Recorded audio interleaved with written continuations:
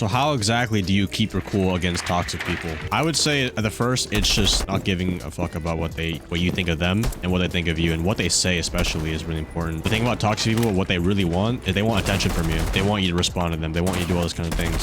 So first off, it's better to not respond to them than respond to them. But you have to think about it, like if they're being toxic in the first place, they're in a hurtful spot in their situation. So I just think also, I would just say this, you know, try to be the bigger person in a situation. You don't fight negativity with negativity. You don't fight hate with hate. You fight hate with like love and kindness, right? And overall, it's just overall the better thing to do. There's no downside to being kind to a toxic person. However, sometimes, you know, if you're being disrespected, that's a kind of a different word though. So for beginners, let's say if I join this game, right, and these guys are being extremely toxic. Hotel is just, he's cooking my stuff.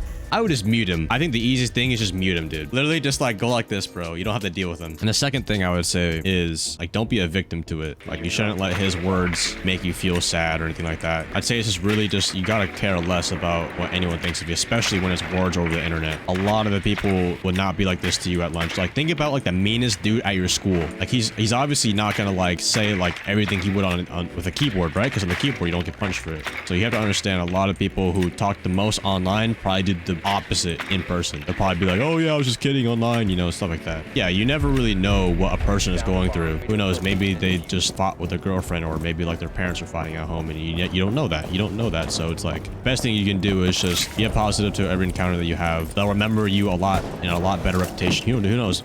Maybe down the line, that dude's probably be like your next champ in your stack. Never know. But you just got to move on from them. You got to understand that like nobody's really worth keeping around that long, especially when they're toxic. You just got to move on from them. If you can't move on, that's something you need to work on. But overall, I think a good way to practice it, I think a good example is I've talked with this about like, you know, some girls that come to my chat and they ask me like, how do you deal with toxic people? Every time they talk in game, they just get flamed. But the people with that, like I said, like I'm sure about 90% of you guys in chat, if you guys were to talk to you know, someone female playing the game, it's just so immature to be like, those dudes that flame a girl in chat or talk for calling out and they start calling her names, those are the people who can't even talk to a girl in real life. You have to understand that, which just comes back to the situation of like, you don't understand the situation they're going through. However, if they're proud of that and they think it's funny and they like genuinely mean it, those guys are a lost cause, bro. Like you can't do anything about that. But I definitely think in a game like Siege, girls and women definitely have it a lot harder than guys do because they're too scared to call out and do like basic stuff. So I mean, that leads to my next point of toxic people, which is don't solo queue. Solo queue is like, you're basically signing a contract when you solo queue to be at a disadvantage at every point of the game, or the possibility of being at a disadvantage. So it's better if you just try to find a 5-stack and just add nice people that you know. That way they fill that spot. And you have to understand as well, this goes back to like the mentality thing. Like if someone is on the internet playing this game that they like playing and they genuinely want to be toxic and spread hate throughout their matches, those guys are just, it's not even that they're toxic, bro. It's just their overall mindset is terrible. Those guys eat Cheetos all day, they play video games all day, they don't exercise, they don't go to the gym, they don't do nothing to improve themselves. All they do is just, you know, live in their mom's basement and just talk trash behind a screen because they don't get punished for it. They do it again because no one's punishing them for it. They do it again and again and again. So the biggest thing I can have you guys take away from this video is just understand you need to be the bigger person. You need to be the bigger person in the situation and practice doing that. Not even in Siege, but in school. I think the easiest way to practice it is in school.